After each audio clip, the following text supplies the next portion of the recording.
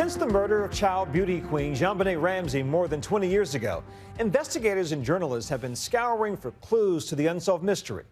But that search may prove to be a costly one for CBS, whose recent docu-series re-examining the case evidence is now the subject of a gargantuan lawsuit. What we need to do is a complete reinvestigation, starting right from scratch. What's going on there, ma'am? We have a kidnapping. It was billed as a re-examination of one of the most infamous unsolved murder cases in recent history. Oh, my God! More than 10 million watched. Did he perhaps say some things that perhaps were not exactly true? But yesterday, a $750 million lawsuit Oh, my God, please. was filed against the creators of a new CBS docuseries called The Case of JonBenet Ramsey, which set out to reinvestigate the 6-year-old beauty queen's murder in 1996. So we're all here almost 20 years later. We're on a fact-finding mission. Do you believe that pieces of evidence point us outside the house to a kidnapper or somebody who's trying to make people believe they're a kidnapper, or inside the house towards the family? The suit says that the docuseries, which aired in September, created a new review of the evidence, pointing to a then 9-year-old Burke Ramsey as his sister's killer. It's really important we get that timeline. Journalist Diane Diamond covered the Ramsey case since the beginning. It was compelling viewing. It was interesting to watch experts as they went along and made their discoveries. Was it good journalism? No, because journalism gives both sides. It gives all sides to a story. Now, 3 months later, Burke Ramsey is suing, saying the docuseries falsely implicated him in a crime he was never charged with. Another twist in an enduring mystery that has captured the American imagination for decades. He may have struck her with that flashlight. The docuseries team of investigators, all named as defendants along with CBS and the production company that produced the series. So far, all have declined to comment. CBS has taken a young man and they have falsely branded Burke as a child killer since age 9, and he will live with the impact of that accusation by CBS for the rest of his natural life. Burke Ramsey points out that he was 9 years old and it simply would have been impossible for him to have murdered his little sister, that it's been investigated over and over again and he has always been exonerated. Burke Ramsey is now 29 and maintains he did not murder his sister. He broke his 20 years of silence recently in an interview with Dr. Phil. Did you hit your sister over the head with a baseball bat or a flashlight? Absolutely not.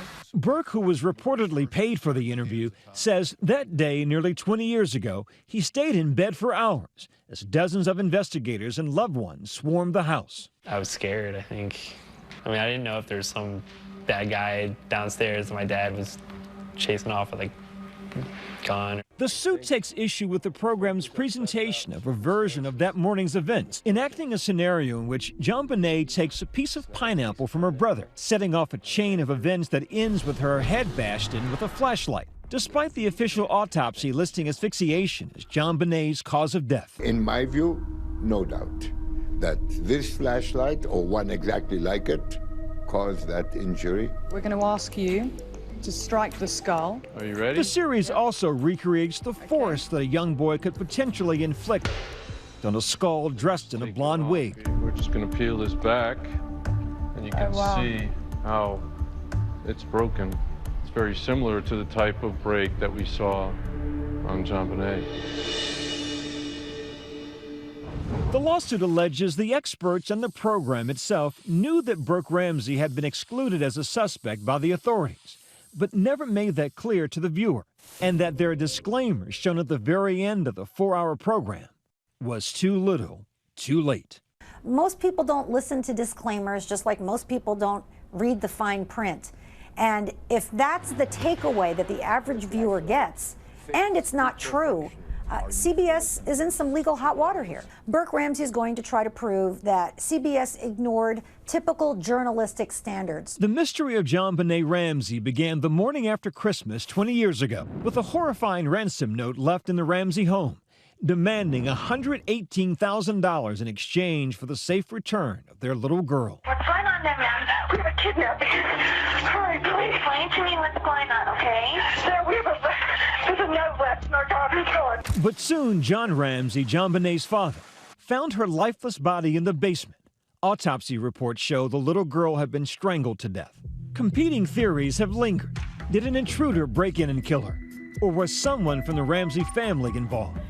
You can say it was Patsy, you could say it was John, you could say it was Burke, but we don't know. And there's no evidence to prove it. For decades, the searing spotlight has been on JonBenet's parents, John and Patsy Ramsey. They were never charged with the crime, but were nonetheless skewered in the court of public opinion. Mr. Ramsey, did you kill JonBenet? No, I did not. Mrs. Ramsey, did you kill your daughter? No, I did not kill my daughter. In 2008, a re-examination of the DNA evidence using new technology found an unidentified male's DNA on JonBenet's underpants, essentially clearing the Ramsey family. District Attorney Mary Lacey took the extraordinary step of formally exonerating the Ramseys. But the investigators in the CBS Docu-Series claim this evidence was misinterpreted. What would account for the blood in her underwear? Underwear was only spot copied from any other transfer. It's really no sexual assault here. No, this finding is not indicative of a sexual assault. They're looking for the wrong type of person if this was not a sexually motivated crime, which we believe that it was not.